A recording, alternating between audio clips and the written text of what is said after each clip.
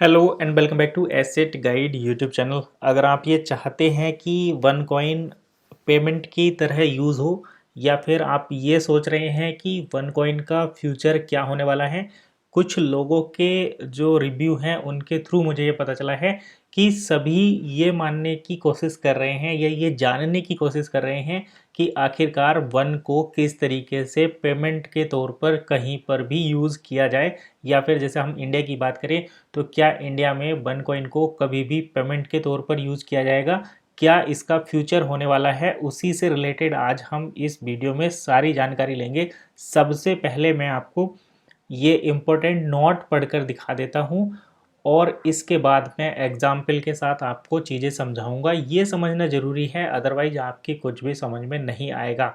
तो यहाँ पर देखिए, एक्वाडोर हैज फिनटेक लॉ।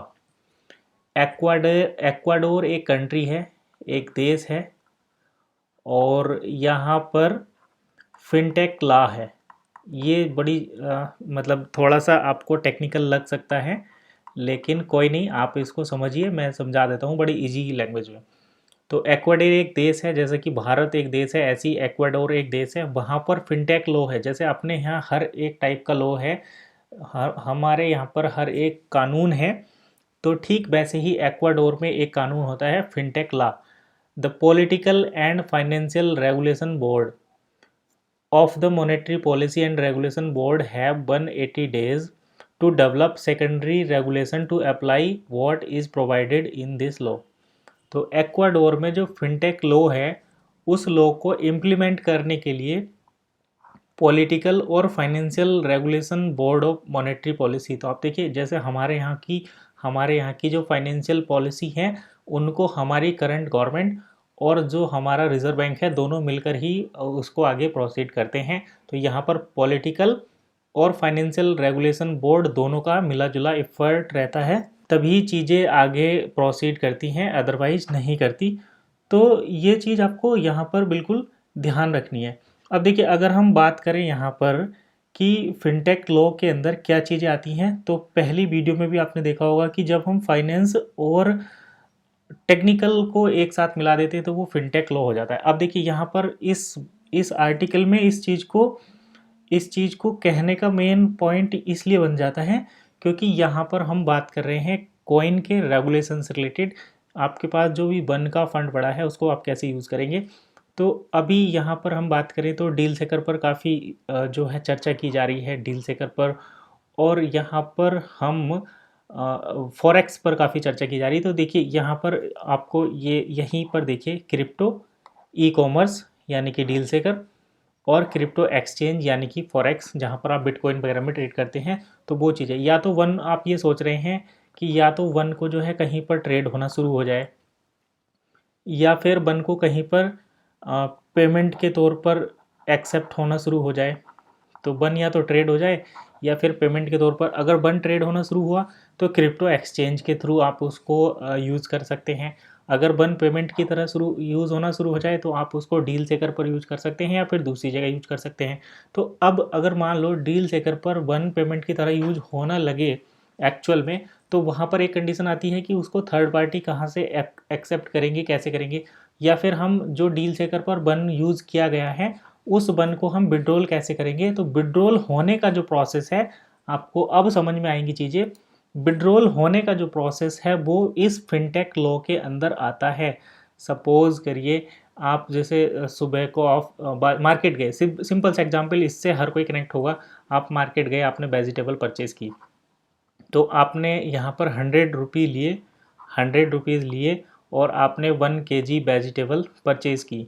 अब ये तो है हमारे रेगुलर मार्केट में, जहाँ पर हम 100 रुपये देते हैं और 1 किलो वेजिटेबल लेते हैं। लेकिन अगर हम इसे फिनटेक के अंदर जोड़ दें तो यहाँ पर ये जो 100 रुपये हैं, ये 100 पॉइंट्स हैं, ये 100 पॉइंट्स हैं, और इसके बदले में हम 1 kg वेजिटेबल परचेज़ कर रहे हैं।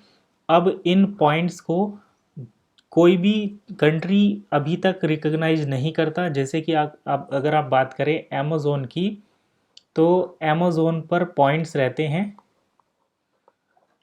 अगर हम बात करें फ्लिपकार्ट की, तो यहाँ पर भी पॉइंट्स रहते हैं। अगर हम बात करें मीशो की, तो यहाँ पर भी पॉइंट कहते रहते हैं। अगर आप मिंत्रा की बात करें तो यहाँ पर भी पॉइंट्स रहते हैं। इवन आप जब मॉल में जाते हैं तो वहाँ पर रिलायंस या दूसरी जो कंपनियाँ हैं जिनके वहाँ पर गारमेंट्स रहते हैं या स्टोर रहते हैं, तो वो सभी भी अपने पॉइंट्स देते हैं, लेकिन उन पॉइंट्स को केवल उन्हीं स्टोर पर यूज किया जा सकता है। अगर आपके पास रिलायंस के पॉइंट्स हैं तो आप रिलायंस के स्टोर पर ही यूज कर सकते हैं। अगर आपके पास अमेज़ोन के पॉइंट्स हैं तो आप अमेज़ोन पर यूज कर सकते हैं। अगर आप फ्लिपकार्ट के पॉइंट्स रखते हैं तो आप केवल उनको फ्लिपकार्ट पर यूज कर सकते हैं। फ्लिपकार्ट के पॉइंट को अमेज़ोन पर यूज़ नहीं किया जा सकता और अमेज़ोन के पॉइंट्स को रिलायंस या जियो मार्ट पर यूज़ नहीं किया जा सकता। इसके पीछे का रीज़न ये है कि इंडिया में कोई भी फिनटेक लॉ अभी तक नहीं है इस टाइप का।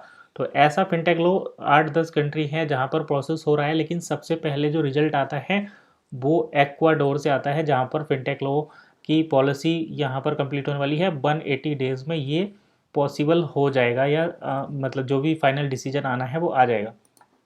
अब अगर हम बात करें यहाँ पर जो डील सेकर पर एक पॉइंट चलता है मर्चेंट की लिक्विडिटी का, तो मर्चेंट की लिक्विडिटी तभी पॉसिबल है जब दुनिया के 193 जो देश हैं इनमें से किसी एक देश में फिनटेक लॉ एप्लीकेबल हो, फिनटेक लॉ चलता हो। एक्वाडोर में ये है 180 डेज में प्रोसेस हो जाएगा। फिनटेक लॉ अगर आता है तो ये जो 1 पॉइंट्स हैं, यानी कि 1 जो पॉइंट्स हैं या टोकन है, ये जो 1 टोकन है इसको इस लॉ के अंदर एक्वाडोर में ऑफिशियली पेमेंट के तौर पर यूज किया जाएगा। आप ये समझिए यहाँ पर अगर ये फिनटेक लॉ पास हो जाता है तो फिनटेक लॉ के अंदर जो डील सेकर मर्चेंट प्लेटफॉर्म है, ई कॉमर्स वाला डील सेकर मर्चेंट प्लेटफॉर्म है, इस पर जो 1 आपके टोकन है इनको फिनटेक लॉ के अंदर एक पेमेंट का माध्यम समझा जाएगा और इसको आप दूसरी करेंसी के साथ भी यूज कर पाएंगे। लेकिन ध्यान रखिए कि अगर आपने 101 टोकन को यूज़ किया है, आप किसी गुड्स या सर्विस से एक्सचेंज किया है, तो आप 100 को ही यहाँ पर कन्वर्ट करने के लिए एलिजिबल होंगे या फिर यूज़ करने के लिए एलिजिबल होंगे। अब मैं एक और पॉइंट यहाँ पर दिखा देता हूँ जो कि काफ़ी इम्पोर्टेंट है आपको समझना, अदरवाइज़ आपका ज्ञान थोड़ा सा अधूरा ही रहेगा। तो यहाँ पर देखिए, ये मैं दूसरा फोटोग्राफ्स यहाँ पर क्लिक करता हूँ जिससे कि हम जल्दी से समझें।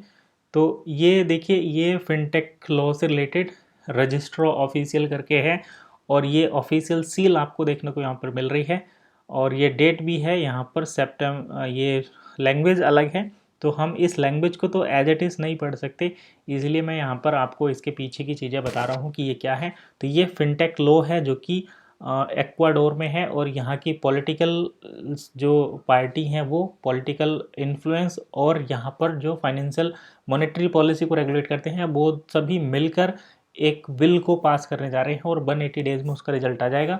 अगर ये रिजल्ट फेवर में आता है, जो कि आना ही है, तो 1 को यहाँ पर गुड्स एंड सर्विस के बदले आप एक्सचेंज करके विड्रॉल कर पाएंगे और जितने भी डील सेकर पर डील लगी हुई हैं वो अपने पेमेंट को यहाँ पर विड्रॉल कर सकते हैं, रिसीव कर सकते हैं, अपने बैंक में ट्रांसफ़र कर सकते हैं। और जिन कंट्री में क्रिप्टो नहीं चलता वहाँ पर 1 को आप DSCP डील सेकर जो पॉइंट्स हैं, डील सेकर पॉइंट्स हैं, उनको आप यहाँ पर विड्रॉल कर सकते हैं। प्राइस यहाँ पर 42.33 यूरो रहेगा। तो ये बड़े अंदर की बात है, बड़ी सीक्रेट बात है, तो आपको इसकी इन्फॉर्मेशन यहाँ पर आज हमने रिवील की है इस चैनल पर। अगर आप इस वीडियो को ढंग से समझ गए हैं तो आपको अब ये क्वेश्चन पूछने की ज़रूरत नहीं रहेगी कि क्या 1 का कभी कुछ आने वाला है। अभी देखिए, एक डाउट तो ये चलता है कि हम पहले तो हमने यहाँ पर 30 यूरो फीस दी ईमेल चेंज कराने के लिए, अब हम 25 यूरो फीस दे रहे हैं प्रोफाइल चेंज। ये दी आपने ईमेल चेंज करने के लिए, अब दे रहे हैं प्रोफाइल चेंज करने के लिए। अभी कुछ लोग कह रहे थे कि भाई पता नहीं कल को कौन सी फ़ीस लेंगे, किस नाम से, तो कल को आपसे दूसरी फ़ीस भी ली जा सकती है। तो इस टाइप के जो एरर हैं उन सभी डाउट्स को यहाँ पर क्लियर किया गया। कुछ ये कह रहे हैं कि भाई 1 को पेमेंट के तौर पर आप क्यों नहीं एक्सेप्ट करते, तो 1 को इसीलिए नहीं एक्सेप्ट किया जा सकता क्योंकि जब तक ये बिल पास नहीं होगा तब तक आप 1 को यहाँ पर पास एक्सेप्ट नहीं कर सकते। बाकी ये हमने क्लियर कर दिया कि 1 यूरो और लोकल करेंसी को आप यूज कर सकते हैं। तो ये चीज़ें बड़ी स्पष्ट हैं, आप इनको ध्यान में रखिए। अगर आप अपने 1 को कहीं सही डायरेक्शन में मूव करना चाहते हैं, सही यूटिलाइजेशन में लेना चाहते हैं, तो डील सेकर पर चीज़ों को या बिज़नेस को लेकर आइए और उसको वहाँ पर यूज़ करके करना शुरू करिए, तभी आप इसका कुछ कर सकते हैं। अभी हम बात करते हैं, अगर हम बात करें डील चेकर पर ईथर स्कैन की, जो पॉलीगन स्कैन है, तो पॉलीगन स्कैन पर आपके जो 250 करके बिलियन कॉइन हैं, इन सभी कॉइन्स टोकन्स जो हैं, ये बिलियन मिलियन आप चेक कर लेना अगर गलत हो तो, जो इतने टोकन्स हैं, तो अगर इन सभी टोकन्स का आप 42.33 यूरो अगर प्राइस देखें तो ये पूरी इकोनॉमी से भी कई ज़्यादा ऊपर पहुंचता है, जो कि पॉसिबल है। तो ये टोकन क्या क्या सिस्टम रहेगा, इसको हम नेक्स्ट वीडियो में देखेंगे।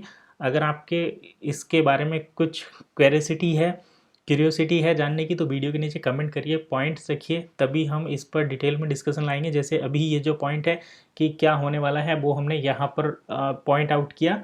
तो अगर आप नेक्स्ट सीक्रेट टॉपिक को पॉइंट आउट करना चाहते हैं तो वीडियो के नीचे कमेंट करिए, चैनल को सब्सक्राइब करिए और शेयर भी करिए दूसरे लोगों के साथ, ताकि सभी तक ये इन्फॉर्मेशन पहुंचे और अंदर की बातें हमें पता चलें। तो आज की इस वीडियो में बस इतना ही, मिलते हैं नेक्स्ट वीडियो में नई इन्फॉर्मेशन के साथ। तब तक के लिए कीप वॉचिंग एसेट गाइड।